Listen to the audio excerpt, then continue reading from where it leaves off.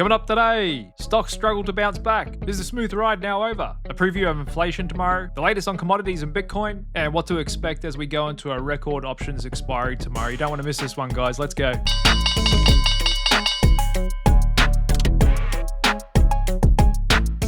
And welcome back to the daily market review, guys. Stock market did try and stage a bit of a bounce here today, but ended up pretty much flat across the board. There were pockets that rose. However, still seen a bunch of weakness in some of these hardest hit sectors, giving us overall a bit of a mixed breadth of a day. And we've now got the fear and greed index in the extreme fear zone at 23. So what we're going to be looking at today, is this just a shakeout in an otherwise healthy bull market, or is this potentially the start of something else? As we go into a record $6.6 trillion of options expiring tomorrow, triple witching, third Friday of the month, last month of the quarter. On top of that, we got PCE inflation data due out first thing in the morning. Interesting to note today, my market risk on, risk off indicator just flashed red for the first time in quite a while here today. We'd have to go all the way back to September last year when it did indicate some upcoming weakness over the coming month or so. So we very well may be in for a bit of volatility against a normally low volatile seasonal period we've got here now. Also interesting to note, my S&P 500 oscillator went into oversold territory today for the first time since the 5th of August. That has a pretty high win rate of nailing short-term bottoms in the market. So just looking at the fear and greed index and my S&P 500 oscillator, that will suggest that we may be indeed close to a short-term bottom here. However, we still have a few other contradicting signals that I'm going to show you. For one, it was a bit of a defensive rotation today. We can see that with utilities, healthcare, and staples actually performing the best. REITs, energy, small caps and materials, discretionary stocks, all performing the worst. And believe it or not, we just did another day of negative market breadth. More declining stocks than advancing stocks. The weakest indice today, the Nasdaq equal weight. So the market's still on shaky ground here, but could be approaching a short-term bottom. Look at that, with the percentage of S&P 500 stocks above the 20-day average. Really low here, 7.95. Last time we saw that was back in mid-April, when the market made a bit of a bottom back then, and prior to that, in October last year as well. And so it was a bit of a crazy move in the volatility market yesterday. The VIX actually up almost 74% on the day. That was actually more than what we saw on the 5th of August. Closed up 64% that day. And that's kind of something that's been different this year with what happened on the 5th of August and yesterday. Really sharp uncoiling and volatility. Even though the index it's based off, the S&P 500, is still only off its highs by only 4%. And so is that the options market changing somewhat? Market makers kind of really pulling their bids and offers even more quicker than what they usually do? Or have the 0 to 1 days to expiry option really changed this market? And could these be warning shots of what's potentially to come at some point over the next year or two? And so the VIX index pulled back today. But just keep in mind, this is the spot index based off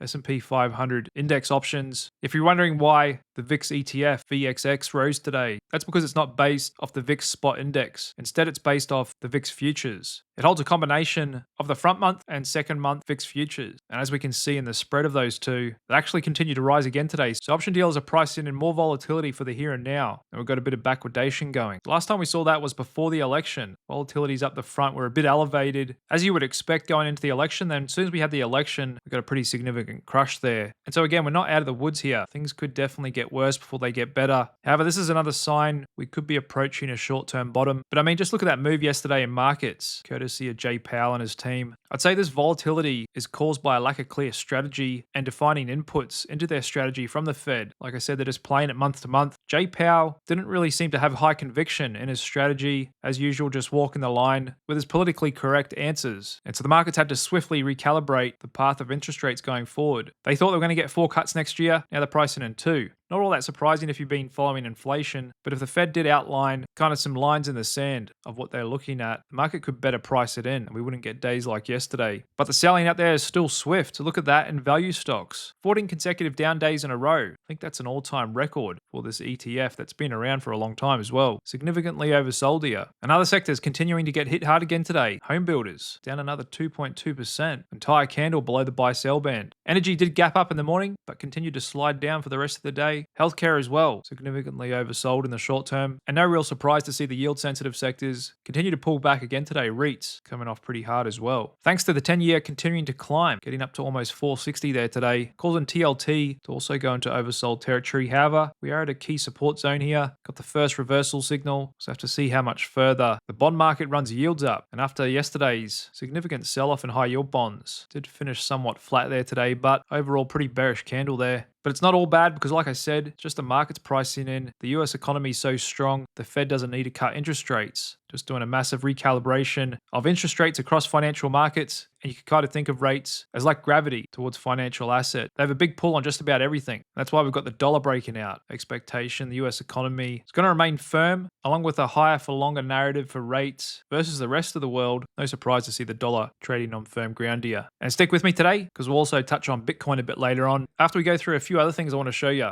And like I was saying yesterday, probably the most crazy thing out of all yesterday throughout the market carnage was quantum related stocks. Anything with the word quantum in it, even if they're not directly involved in quantum computing. It's just a big theme running throughout the market. Some of them just ripped like crazy yesterday while the market was cratering. And like I said, once they correct, they're going to do so with vigor. And that looks like what we got today. Quantum computing, QUBT, getting slapped 41%, and others like ARQQ down 27%, D-Wave Quantum off 28%, and Rigetti, significant pullback of 30% today. And so that's a sign of a bit of froth coming out of probably one of the most frothiest parts of the market this last month or so. Anything related to quantum computing. As we can see with the reversal signals, definitely got a bit stretched there. And others too, like Tesla, may indeed put in a bit of a short-term top there, but we've still got a bunch of mixed trading. NVDA actually trading up a little bit today, even though it was pretty much a sea of red amongst other semiconductors. Micron Technology gapping down after earnings. And so just getting back to the market, we've now done 14 consecutive days, more declining than advancing stocks. We haven't seen that for decades. I'm pretty sure that ties a record from back in 78. We go again tomorrow. That's an all-time new record for the worst market breadth here in the short term, while the S&P 500 is still within 5% of its all-time highs. Once again, another unique setup. But the bulls are still out in full force. We just heard that from Fundstrat's Tom Lee. Bottom line, this is a buy the dip moment, maybe more like back up the truck. The fundamentals did not change. Now, I'm not sure about backing up the truck. I've definitely been buying the dip and nibbling a bit, but still leaving some dry powder, as I think we could still have a few more dips ahead over the next month or two. So I'm not quite ready to back up the truck just yet, and as enthusiastic about this as Tom Lee. However, I do like Ed Yardeni's research piece today, in which I pretty much agree with this narrative as well. We think that the stock market might remain sloppy through January. Some investors might be planning to take their substantial profits early next year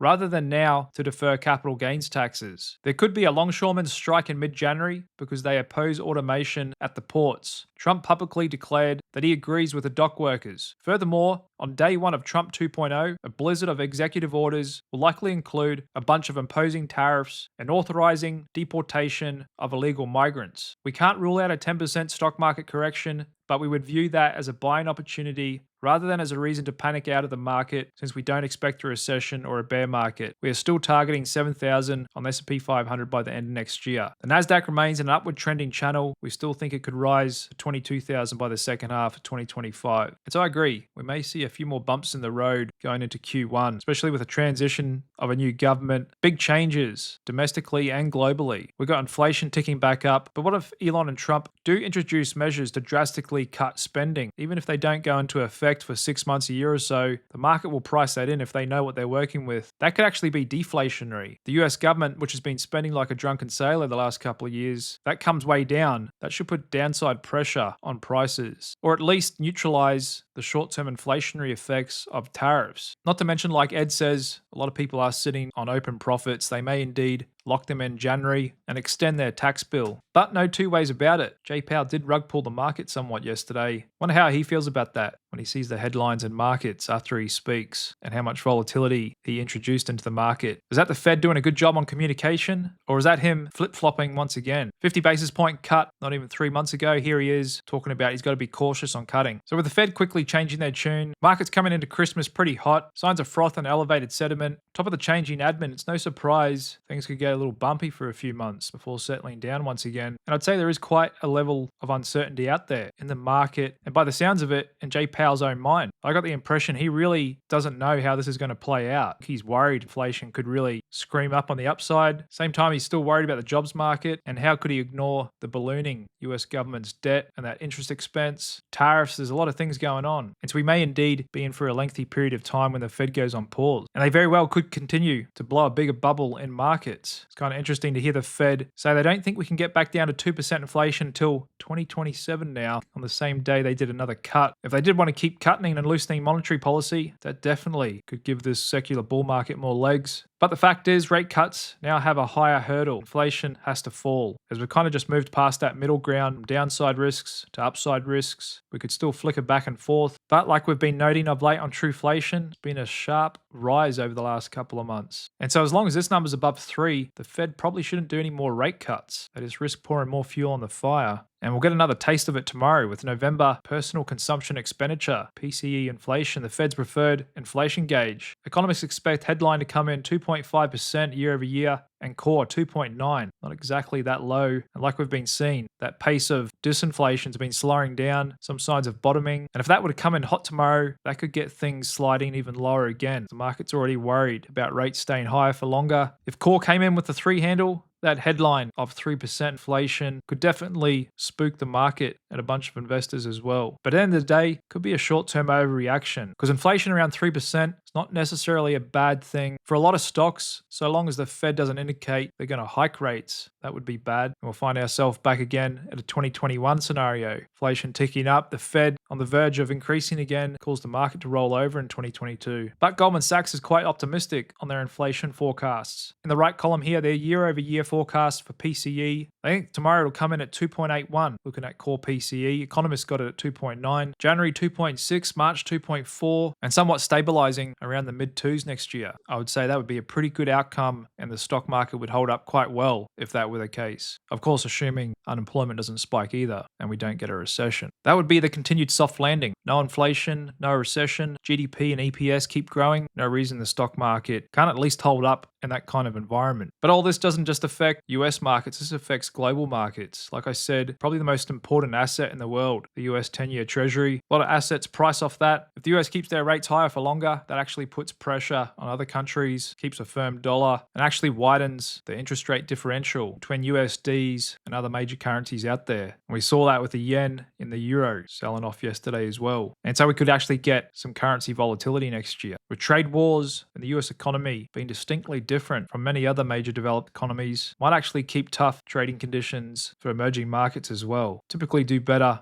on a weaker dollar. So is the market going to find its footing, and is Santa Claus going to come to town? A typically bullish period starts December 24. That's next Tuesday. The market shuts early. The last 5 trading sessions of the year, the first 2 of the new year, looking back in history since 1950, S&P 500's higher, 79% of that time, average return of 1.3%. Typically really low volatility and low volume as well. A lot of trading desks closed down for the year, along with a real slowing down of news flow. Another interesting stat, the stock market has never been lower in the month of December when the S&P is up double digits at the midpoint of an election year, as it was this year. And so on top of yesterday's Fed's about face, PCE inflation coming up in the morning as well, we've also got a record OPEX tomorrow. Regular monthly options expire every 3rd Friday of the month. Triple witching, in which options on indices and futures and stocks all expire tomorrow. And this is set to be the largest on record, with options tied to more than 6 trillion in stocks, ETFs and indices set to expire. Some even putting it up to over 7.5 trillion. So things can definitely get spicy on a triple witching OPEX as well, especially after what we've already seen this week. And if PCE inflation comes in hot, we may just get another flush in the market, another capitulation. However, this is just antics in the market. GDP and EPS is still on firm ground. And of course, if inflation comes in hot, the market will have to reprice interest rates again. But the Fed staying on pause is not necessarily a bad thing. Remember, typically the stock market craters when the Fed's actually cutting, not when they're on pause. This could still play out like 95, 96, because the latest economic readings we've been getting are pretty firm. Consumers are out there spending, they are out there traveling, online sales breaking records. US economy expanded at a frothy 3.1% annual pace in the 3rd quarter, and it looks like a repeat is coming in the final 3 months of the year. The US economy is now expanded by at least 3% in each of the past 2 quarters. So I mean, this is nothing to freak out about. This is what we want to see, the economy growing. Momentum can beget more momentum, and the economy is a huge thing. It rarely just turns on a dime. It's more like a giant ship unless we get a real sudden shock. For that GDP to go negative in recession territory, we'll have to take a little bit of time. And just looking underneath the hood at the economy, we've got restaurant operator Darden surging today as their business Olive Garden clocks in strong sales. Better than expected. Sales are $2.9 billion for the 3 months ended November 24, up 6% from last year, higher than expected, and they also raised guidance for next year as well. Market was impressed and sent the stock up brand new all-time highs. So just generally speaking, if the consumer was really hurting, they wouldn't necessarily be going out to Olive Garden a lot, nor would Amazon just be trading a few points off all-time highs either. And the entire retail sector is not in bad shape. Did get whacked yesterday in the sell-off. However, up until yesterday, we had been seeing some positive technical signs in this sector. And just moving on to the commodity market, oil's a bit of a funny one. Big pressures on both the upside and downside, and a weaker oil price can be interpreted both ways. A sign of weak global demand, which isn't a good thing, or a sign of weak global demand excluding America, which is a great thing for America. If their economy is still growing and there's cheaper oil, that's great for consumers, especially going into this holiday period. And if oil did indeed take out this big key support zone it's been at for months, and we start going down into the 50s, that could just free up even more discretionary spend amongst US consumers.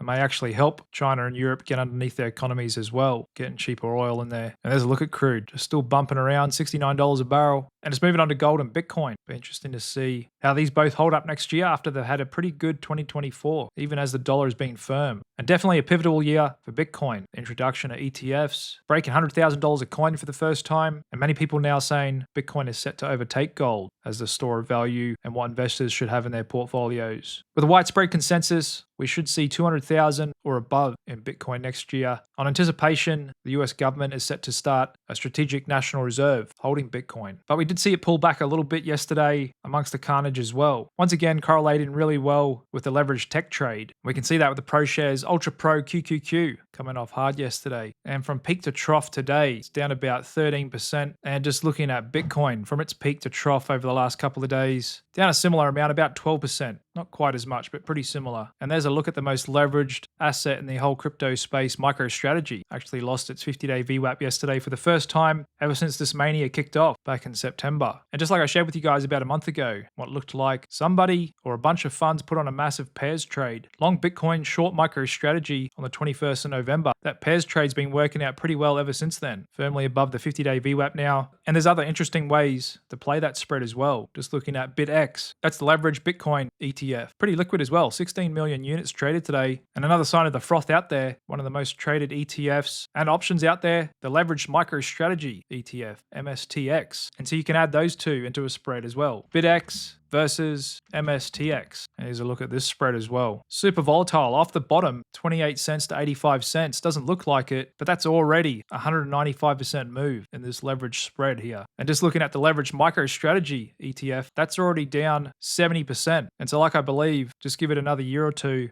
I'm almost certain this will be down 99%. Even if Bitcoin holds up, I don't think Saylor's scam is going to work forever, even though it's working for now. And the premium in MicroStrategy has already significantly come out a lot. Now, of course, this is going to bump around, may indeed consolidate. However, November 21 may indeed be the low on this spread. Those big funds that got in there this day got a great price right off the open. And just interesting to note, looking at this spread, every time it's gapped down, it's been bought right back up in kind of an obvious and systematic buy program. In other words, some algos are likely watching this. Anytime it dips, it just gobbles it up. Long Bitcoin, short MicroStrategy. Just moving on, got a little bit of a bounce in Brazil there today. They're starting to intervene into their markets as they have to, thanks to the reinstatement of their socialist leader. Argentina continuing to have a little bit of a pullback, maybe some healthy profit taking, as it has been on quite a roll for a while. And there's the latest look at sector breadth. Financials and utilities holding up the best in the long term, but pretty much everything whacked here in the short term. Only tech holding up the best above the 20-day. But even looking at 50-day MAs, every single sector has more stocks underneath the 50-day than above, but we are very oversold here in the short term. Like I said, I think it all depends on PCE tomorrow. If that came in, I'd say even in line as expected, or even a bit better, that could give us a bit of a relief rally. That inflation is okay for now. The Fed could still maybe cut one or two more times. However, if it came in hot on a 3 handle, we may just get the S&P 500 into technically oversold territory, and maybe we get a bit more of a defensive rotation, find a bottom in some of these beaten down sectors like healthcare. And there's a look at Fed Fund futures probabilities going into tomorrow. Interest rate traders think Fed's going to be on hold until May. We will be lucky if we get one more cut. But like I said, overall, the Fed on hold isn't necessarily a bad thing. It just means the economy's holding up, and they've still got over 400 basis points of chips in the bag to work with. If things do get bad, there's plenty of room to cut. But like I've been saying, we should expect some volatility over the next month or two. We may not be done dipping just yet, especially if inflation comes in hot tomorrow. That's all for the daily market review today. And just a reminder, tomorrow will be my last daily market review of the year before I go on break for a few weeks and come back a bit later on in January. So make sure you come back tomorrow and I'll wrap it all up for you once again. Cheers.